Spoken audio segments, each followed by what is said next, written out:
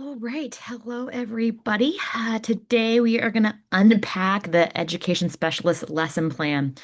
I know at first glance this is a giant piece of paperwork, a monster um, for carrying out an IEP, basically. However, the purpose of this lesson plan is to not make your life harder, but to make it easier. The purpose is to help you think intentionally about your instruction. This template is designed specifically for special education settings, meaning that we are not just planning content, right? We are also planning access, communication, supports, accommodations, behavior, social emotional needs, and other opportunities for a student's independence. And a strong lesson plan is going to show me not only what you are teaching, but how you are making the learning accessible for diverse learners. So, section one, this is going to be your basic lesson plan information, your teacher's name, your grade level, your content area, your estimated length lesson, right? You're going to probably say it's 45 minutes, it might be 15, right? But what your estimate is. And the setting, is it going to be whole group? Is it going to be small? These opening sections are very straightforward, but they do matter, especially for your EdTPA, because your EdTPA grader is going to need to know kind of what context they will be grading. Um, you are identifying who is teaching, who the learners are, what content is being taught, how long the instruction is going to last, and whether this is whole group, small group, or individual instruction. In special education, settings matter because instruction should look different depending on the student's needs, right? Some classrooms, there might be 12 students. In other classrooms, there might be one-on-one. So it matters kind of what this looks like. Um, so another reason the environment kind of matters, especially for your ed TPA, is they need to know whether the whole group instruction may require additional visual supports. Small group instruction may allow for more prompting and kind of guided responses and guided practice. Individual instruction may really just focus heavily on communication and behavioral goals. So that is kind of why it's really important to break down your setting, because your ed TPA grader is going to need to know what to look for in those environments. So the central focus is going to be kind of the big idea of the lesson. It's not the activity, it's not the worksheet, not the cute little craft that you created to go through with the lesson, but the central focus the students will need to understand and walk away with. And here is where you should be asking yourself, what should students still remember after the lesson is over? For example, students will understand that communities rely on local government services, or students will understand that authors use evidence to support their claims. Students might understand how addition strategies can help their everyday real life, right? So if you're doing a math lesson, think of the section as kind of the heartbeat of your lesson. Okay, so the rationale. This section is going to answer the question, why does this learning matter, right? Why? Why is it important for them to learn this? The rationale should connect to their real life, right? We will be learning because this is your first class, right? You will be learning how students learn better when it relates to them, right? When it relates to their real life. So kind of that's the rationale. How does this connect to the greater world, to their greater selves? Will this be used for future learning, right? Is this just the framework or the foundation for future lessons?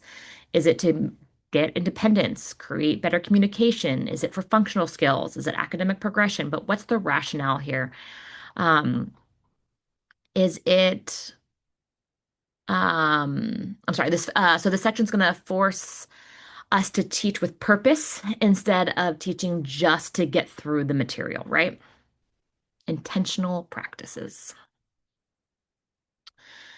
So next is that California content standard, and there is a hyperlink in there that will take you to the standards.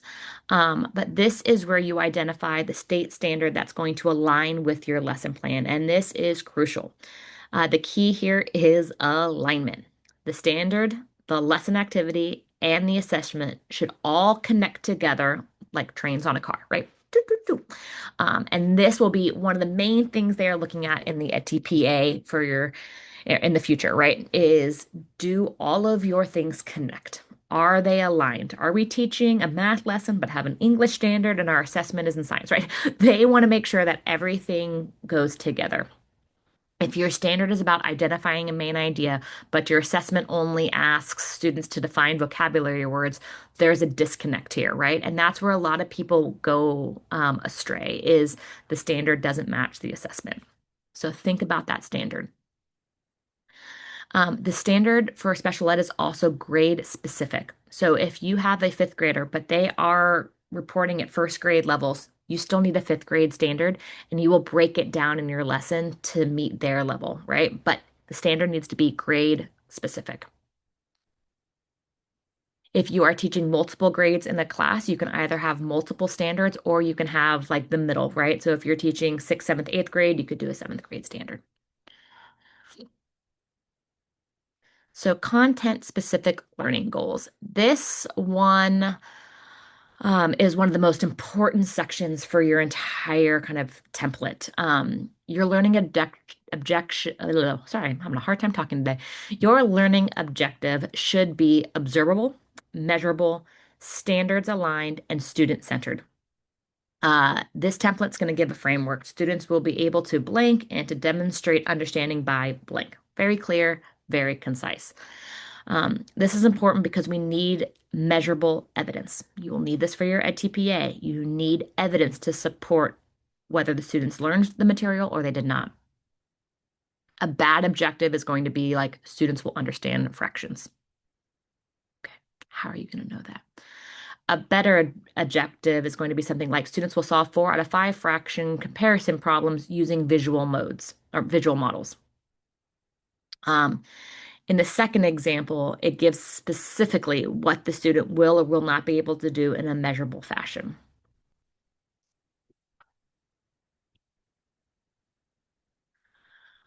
So functions of literacy skills. This is going to be very important because with the new EdTPA, it has the literacy authorization as well. So you no longer have to take the RICA, if you've heard of that term before. The RICA test, you are now doing it through the EdTPA. So it's really important that we have a literacy foundation within our lesson plans. So in special education specifically as well, literacy instruction exists everywhere, not just in ELA. So we should be identifying decoding, comprehension, fluency, vocabulary, writing, or the communication demand that's going to be embedded within the lesson. Even if you're doing science or math, students are reading directions, they're interpreting vocabulary, or they're expressing an understanding. So we need to be able to clearly explain that within this lesson. So the communication skill. This section is huge for planning. We need to be asking how are students communicating during the lesson, during their learning. Communication might include speaking. It could be an AAC device. It could be sign language, pointing, writing. It could be as in-depth as partner discussions or writing frame sentences. It could be responding through technology, but you need to explain the communication and how it's partnering with your lesson. Communication supports. Now we move more towards like identifying the communication and how we're supporting the communication. So this is where you're going to like specifically explain the modeling, the prompting, the visual supports, the AAC devices. If communication is difficult for students, instruction must be adapted. And so this is kind of where you're going to explain that. So IEP alignment. This is a special education template, so all of your kids should have an IEP because you are getting your special education credentials. So this section is going to connect instruction to individual student needs. So the majority of time, students kind of have the same deficits or same learning needs in your classroom. So you're going to kind of generalize where this lesson plan is going to engage their IEP goals. Um, Special education instruction should never exist in isolation from student goals. So if a student has an expressive language goal, explain how the lesson supports verbal responses in general, because you probably have several students that are going to struggle with expressive language. If a student has self-regulation goals, explain how self-monitoring is going to be embedded. Again, you probably have multiple students that have self-regulation goals. And if there isn't a direct IEP goal connection, but there should be, you can still explain how the lesson addresses present levels or areas of needs within your classroom. So like I said, you can kind of generalize the main need of your classroom because they're probably all correlated with IEPs within your class. Um, Generalization, maintenance, and self-directed use. This section is very special ed specific.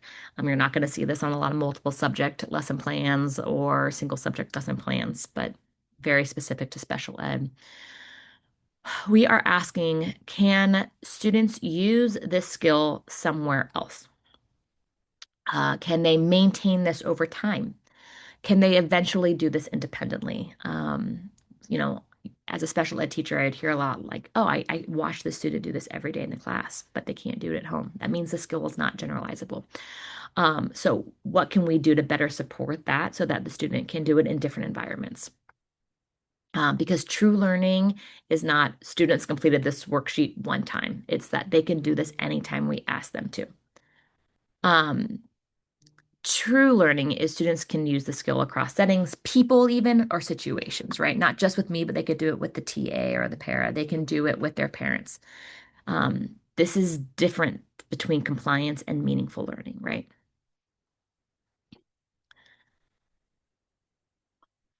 So resources and materials. What are you going to need, right? What do you need for your lesson plan to be successful? Do you have materials? What are those materials? Do you need technology? Do you need to have accommodations prepared? Do you need to have modifications? Do you have your visuals? Do you have your manipulatives? You're probably going to hear it a lot in the future, especially when you start learning about universal design for learning. But like, do you have the VACT, right? The visual, the auditory, the kinesthetic, the tactiles? Is that included in each one of your lessons to help support all of your learners? So what materials do you need? What tools do you need for students to access their learning? The next is assets and funds of knowledge. So this section shifts us from deficit thinking to asset-based thinking. Instead of thinking, what can my students not do? You're asking yourself, what are my students' strengths? What are their experiences, their cultures, their language? What interests them? What do students bring to the table to get them engaged in this lesson? You can ask yourself, do your students like sports? Do they speak multiple languages? Um, this will help define your lesson and help create it so that everybody is involved. So next one is strategies for social emotional learning and trauma-informed practices. Okay. This section recognizes something incredibly important, and that's that students cannot learn effectively when they do not feel safe. They are not regulated, they don't feel connected, or they are not emotionally supported, right? And this is where my personal area of expertise comes in, and my belief that relationship building and connection will take you anywhere as a teacher, right? Your students will feel the most um, loved and experience the most success when they feel like they have a good relationship with their teacher. So, in this section, I want you guys to really dive into what strategies you are providing to make your children feel safe in the classroom. Are you doing emotional check-ins? Are you doing co-regulation strategies? Do you have predictable routines? Do you have a calm down space? Are you using positive reinforcement or PBIS? Do you have movement breaks? What relationship building strategies and practices are you putting in this lesson to set specific time to build that, right? So for me, this area, I'm going to say is the most important for me because students aren't going to learn if they're not connected with you and they don't feel safe. So really dive into that. The MTSS asks what supports are we putting in place academically, behaviorally, and socially. The section's going to show how layered support systems, rather than waiting for failure, are happening. So most of your students have kind of already gone through the MTSS process. They already have like a lot of support around them. They're not just getting this MTSS. So how are you incorporating it within your lesson? Task analysis. This is where you break the learning apart. You're asking yourself kind of what prerequisite skills are needed for this lesson plan, what misconceptions might occur during this, what barriers may emerge that I'm going to have to like pivot on. Strong teachers are going to anticipate confusion before it even happens. Teaching is chess, right? It shouldn't be dodgeball, right? We should have a strategic plan on how things are going to happen. If this happens, I'm going to move here, not bam, ball in my face, right? So really think critically here on things that could pop up and how you're going to navigate those when that happens. Instructional sequence. You're going to kind of break it down. What's the opening, right? Your opening should connect to prior learning, state the objectives, explain the relevance, and preview the learning, right? I also like to say this is kind of how to get them excited, right? Students who aren't excited don't care, aren't going to learn, right? So, what is going to get them excited about this lesson, right? If it's science, what are you going to do? How are you going to relate this to their real life, right? Are you going to dress up like a dinosaur and come in if you're learning about dinosaurs? But what's going to get them excited about this learning? Um, Students are going to, in this section, should be able to know exactly what are we doing? Why are we doing it? And how does this connect to my life, right? Those are the three questions they should be able to answer after this opening. So lesson activities.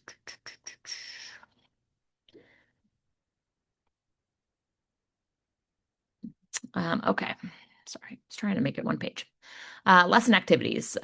This is the largest section because this is like the actual teaching. This is if you have a sub, they should be able to come in, go to the section, know exactly what they're going to be teaching. It should be very clear, concise.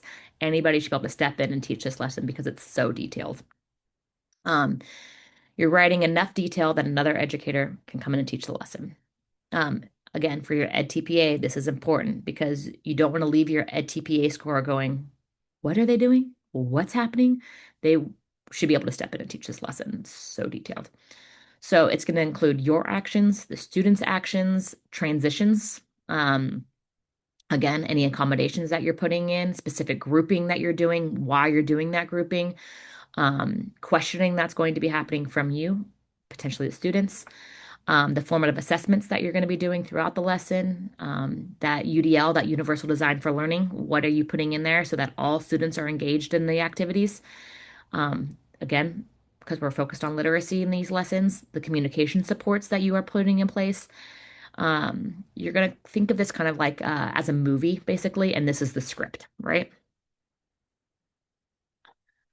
Um, Plan supports. This section is going to focus specifically on supports tied to student successes. So you will, so examples could be like, oh, I'm going to put sentence frames in. I'm going to chunk my directions. I'm going to use graphic organizers, visual organizers, prompting hierarchies. I'm going to include sensory breaks, right? Let's not forget that social emotional learning in there as well. I'm going to provide peer supports, right? So whatever your plan supports are, that should be intentional. We should not just like throw supports in because yeah, it feels right. It's a vibe. It should be very intentional with what you are doing, and so you're going to explain those here. Next is the assessments, and kind of like I said previously, as you're getting to learn these lessons plans, you're going to have lots of experience with these lessons. A lot of points are lost typically because the standard, the objective, and the assessment don't align. And so this section should align directly to your learning objective. And you should include a formative, a summative, the tools that you're using, the baseline data of where your students were prior to this, and then your data collection procedures throughout the lesson. If your objective says students will identify four vocabulary terms, your assessment must actually measure those skills, right? And then lesson closing. Your closing needs to basically summarize everything that you did, right? What students learned, why it mattered, and what comes next, right? And that what comes next is important because that's going to get them excited for future learning, right? Don't just like end the lesson, be like, okay, that's it. We're never going to see this again, right? And tomorrow we're going to learn about the T-Rex, right? Because we were learning about dinosaurs. Like, get them excited about what's going to happen next. So it's a really important next step because it builds the background for your next lesson. And it should ultimately also help consolidate the students' learning and what they learned and why they learned it. Right? So personal teaching focus, this is going to kind of be your final step, and it's focused on professional growth. You need to identify TPEs or teaching practices, excuse me, that you want feedback on. Excuse me. This shows reflective teaching. And a big part of the EdTPA, you're not going to be perfect in your EdTPA. You're going to make mistakes. But are you able to reflect on those mistakes and explain why you would change or why you would change it? And that's a big key to teaching is the self-reflection and the ability to understand why you change or why you need to change. Like I said, great educators are not trying to appear perfect. You are not perfect. You are going to make mistakes. I make mistakes all the time. I've probably made 100 in this lesson. But we are trying to improve intentionally. And you should be hearing these words throughout this program a lot. Intentionality is one of them, being intentional. And then the closing of the lecture kind of is just, or of this lecture, is you need to think deeply about access, intentionality, communication, inclusion, and student success. Um, a weak lesson plan says, here's what I taught, right? A strong lesson plan says, here's how I ensured students could learn, right?